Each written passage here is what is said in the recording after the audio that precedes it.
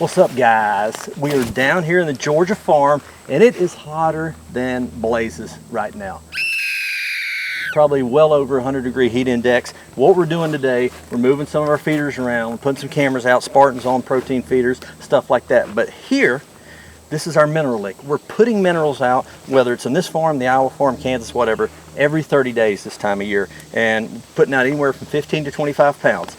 It's not time for minerals here. You can see a little bit of the remnants of Big Time Nitro already. But what we're doing in this particular spot is the Big Time Fortified Deer Block. We got our Spartan camera right there. We're gonna put this out off. Obviously it's supplementing the minerals already. It's supplementing what they're eating. It's got molasses, corn, sunflower, ton of mineral components in it already.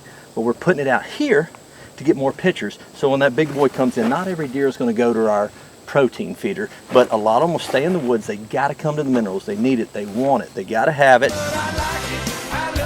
They're going to come in here. This block is just going to make them stay here a little longer, get a few more pics, a few more angles, get them coming a little more frequently.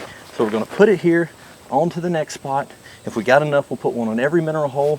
I don't think we quite, I think we got like 18 mineral holes on this farm, but that's the plan today. Just showing you a little bit of what we're doing today on our Georgia farm to get ready for this fall and to take care of our herd. Look at this. Smells like a Nutri-Grain bar. Delicious. I almost want to take a bite. Corn, sunflower, milo, molasses. That's a 10. I seriously could about bite that. Do you want to bite it? Okay, I'm good. Well, boys, this ain't Iowa, but this is pretty good for Georgia. We've grown corn a little bit over the years. It really helps with our deer's body weights, taking them into winter and all that, and it couldn't come at a better time because the late frost, we lost all of our sawtooth oaks. The trees are still there, but we are not going to have any acorns. So our favorite food source in September is no longer here, but we will have corn. And as you can see, we ain't talking about no 200 bushel an acre corn. This is Georgia corn. Cole's done a great job of keeping it clean, but it did make. We got about 2 fields, about 5-6 acres each, and they will be enough to hunt over early season, late season, whatever we want to do. So it's like this corn stalled out. It'll get dry for 2 weeks. We'll get a week with about 3 to 4 inches of rain. It'll jump up. It'll get back down and look like it's going to die. It got another good rain. So at the end of the day, we will take this any day of the week, every week out of the year. I love corn. Corn. This is what we call Deer Park. This is one of our favorite fields to hunt. We've had a heck of a lot of good hunts in here over the years. My wife shot her first deer here. Cash shot his first deer here. Cole almost shot a buck in here last year. We just about shoot a buck in here every year. We kill a handful of does. But it had some good red clover that kind of volunteers every year, and it dies out just as soon as it gets hot. Let me show you this right here, though. This is what's most impressive from my viewpoint, is these trees. We planted this beautiful crabapple orchard 2 years ago. Our buddy Ray Reeves came over, helped us plant it. We may come in here and try to plant something in between them. I doubt it, though. I don't want to risk messing up this beautiful stand. But this right here is going to be cover, shade, food galore over the next few years. Every single one of those trees we planted, every one, we planted them last year in the drought, lived, and they're doing well. You can see they're 6, some of them 8 feet tall. That makes me happy. This one right here is 5.5, 6 foot. You gotta be careful, those wasp nests get in here. They love to call them home. But that right there, every one of them is just about either coming up out of the chute, out of the tree tube, or really close. These things protect them, greenhouse effect, everything. If you're gonna plant a tree and you got a deer population that's over 1 deer per 40 acres, tree tube them. It's gonna protect them, they won't rub them. If you don't do tree tubes, your survival rate is extremely low. Plus, you give the wasps a place to live and then get out and sting you. If y'all are out here working right now, stay hydrated. H2O. If not, you're gonna be like my boy Cole here. We was working cows a couple weeks ago and it's almost faint over there in the corner of the corral. Look at it. Cole, that calf ain't but about 3 weeks old now. Don't let it whoop you. He did at least rope it. We ain't gonna let that happen to him today though. Keep him hydrated. Just got him a cheeseburger, fries, actually 2 cheeseburger, 2 fries. And not water. And not water? Did you drink anything? Yeah, Dr. Pepper. Dr. Pepper, well that's not exactly hydrating, but here we are. The way we take care of our deer in Georgia is a little different than the Midwest, especially Iowa. You know, Iowa, we're doing everything that we can to combat EHD. We don't see that down here. I mean, yes, we'll have occasional deer die from it, but it's not nearly as rampant or worrisome as that. Down here, we're just trying to get the deer protein. And right here, in this particular field, we planted these beans, then nuked all the grass because we're trying to keep the deer off our sunflower field that we shoot dove on. So let's check it out. We sprayed this about 10 days ago. These are the biologic forage beans here. You can see it. If they're green, that's what we got going on. We tried to give these deer a little protein. This is not going to make, we're not going to have some awesome bean stand and be hunting, sitting over in this box blind late season hunting over beans. It's not going to happen. This right here is to get them protein through the next couple of months while their horns finish out growing, and also keep the browse pressure off our dove field, our sunflower field, which is about 200 yards over this hill. So what we'll do, we went ahead and killed this with Roundup 10 days ago. About another month, we're going to come in here, drill our radishes, we'll be ready to go. So we're kind of double dipping in this field. Not only we got beans for forage, we're also getting ahead of our fall plots by go ahead and nuking it. So it's kind of a win-win for us. This one right here, they hadn't found it. If you see a bean down here in Georgia, means they ain't found it. This one's already actually blooming. But there's a fair amount of them. Let's go over here to this other. This is what we call the 7 layer, and we planted 4 of these layers with soybean. Let's go check on this other layer right now. What we have right here is 7 layer field. We just showed you where we planted the forage beans up top. We drilled beans here into this clover. This Clover Plus is doing really good. We planted it 2 or 3 years ago, and we didn't spray this obviously, but there's not as many beans in here. They got pounded deer already coming in here. There's 1 or 2.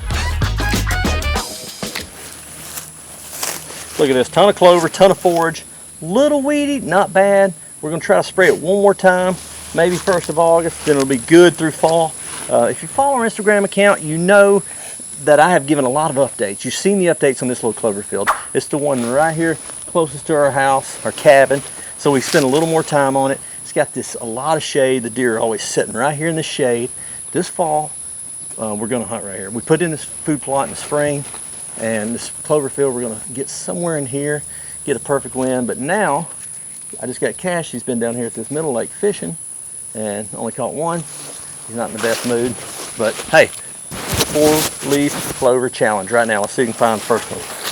You already found one? No, I already tried. Oh, well, that wasn't trying hard enough. See if you can find a 4-leaf clover. If you find a 4-leaf clover here, it means we're going to kill a buck in this plot. Now, where can we get? I'm thinking probably like a ladder stand. All this privet hedge, I hate privet hedge. It's no nutritional value. Takes up land, ground that something else could be growing on, but it's good cover. And we're going to use that to our advantage in these pecan trees right here. Probably a ladder stand right there at that fork. Cash is looking to kill his first deer with a bow this year. We're about to 40 pounds, so he's more than ready. So this might just be the spot. Right, Chimp. You better get in here early though, ain't that right, Cole? They always here. Cash, this could be the field you kill your first deer. Look at this. Thinking about a ladder stand right there. That's too low. No, up here past this fork in that big pecan. Because every time you come in here, there's deer in this shade right here, in this clover. That would be awesome, wouldn't it? We'd have to get in here early. And you really want a north wind. They're not going to come from that way, probably. Filter out of here. You hit them right there. That way. Hey, look here. Y'all messing with my stuff. Look. Always look. something to be done around the farm. I'm out filling feeders. Me and Cole. Here. Pawpaw's turned into a plumber. His shirt tail on the back's too long to be a plumber, but he seems to get it figured out. Hey, Cash is good at running batteries, Dad. Do what you got to do, right? Yeah. You got to wear many hats when you got a farm. You got that right. Typical union job. You got 1 man doing the work, 2 other ones sitting around watching. 1 narrating, 1 filming. All right, this is the Radix spin feeders. We just got in about a dozen of them. We've put 2 of them together so far. 2 of them are going to get deployed today. We really want our deer on our protein right now, but I want to go ahead and get them out, get some deer used to them, get them throwing just a few seconds a day. 4 or 5 in the morning, 4 or 5 in the evening. I'll bump that up. As it gets closer towards deer season, I want to keep the deer close, but this is something we've really been lacking. Because we can feed in Georgia, as of about 5 years ago, or longer. Time flies, I don't know. But we can feed in Georgia, and we haven't been consistent feeding just because we don't typically hunt over feed. We'll have it out sometimes to keep the deer on here, but I think that's hurt us over the years because our neighbors are feeding hardcore, and we haven't. So, but what we're going to do this year, 12 of these bad boys on our farm here, and that's a pretty simple but effective strategy. Keep them close, right? We only had one bag left of the fortified, so we're putting it in that. The Protein Plus we do not run in here. We run that in our gravity free choice free flow feeders. But as far as this, we're running fortified, or even fortified mixed with corn mixed with a cherry additive, one or the other. But let's go put this out. We do everything we can. These deer in the South are just, I mean, they got genetics, but it's one out of every 100 deer, it feels like it really blows up to be just a Georgia giant. The Midwest, hey, do I want to eat soybean? Do I want to eat alfalfa? Do I need corn tonight? What do I want to eat? Down here, you feel like you got to do a lot more work to just get consistently good deer, you know, mass, body weight, and all that, which is what we're trying to do on this farm. But man, it takes a lot of sweat equity. You got to get in your pocketbook a little bit on these feeders too.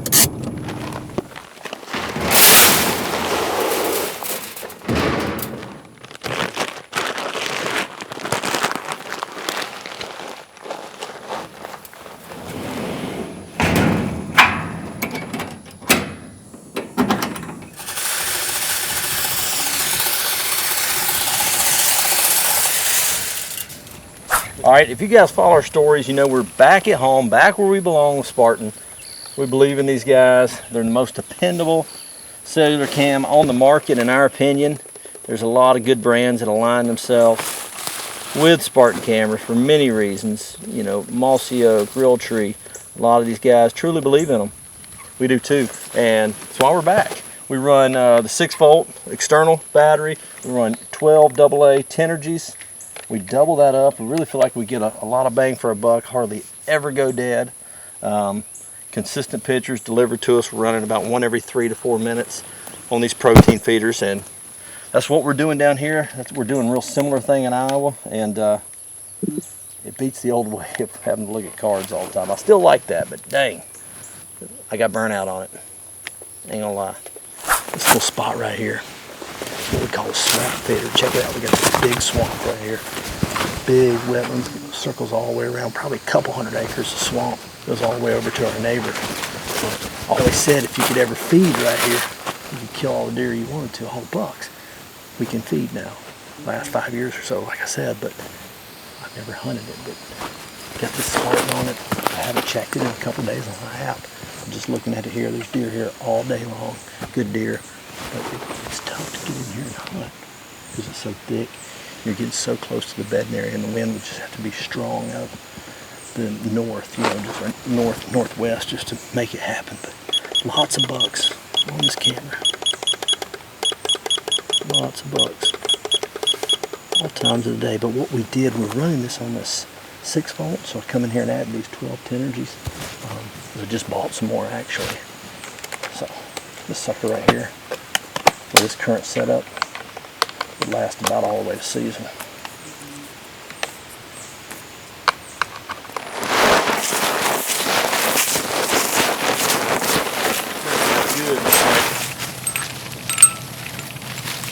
Good.